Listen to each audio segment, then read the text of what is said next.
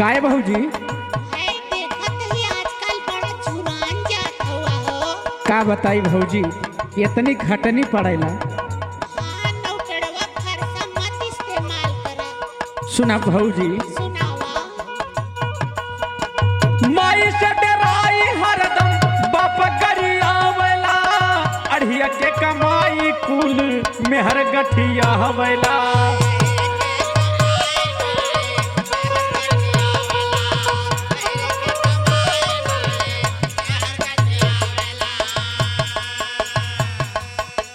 माई से डराई हरदम बाप गरियावला अढ़िया के कमाई कुल मेहर गठिया हवला।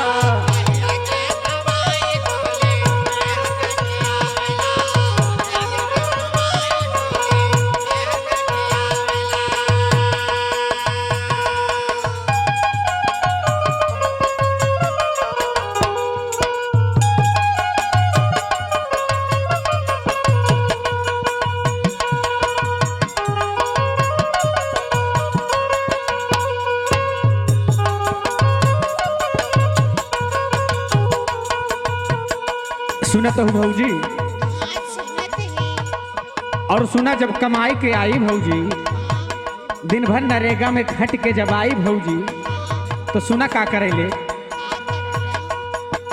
आई जब कमा के पहले जे बाबा टटो रही हो जे बाबा टटो रही।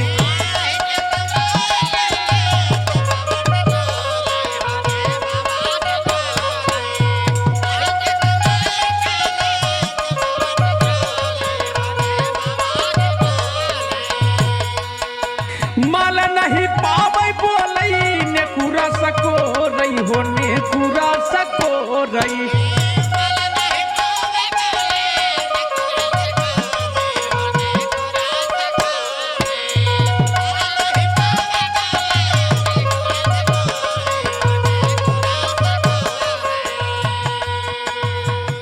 अरे केतन मनाई रतिया अलग सुतावला अढ़िया के कमाही कुल मेहर गठियावला।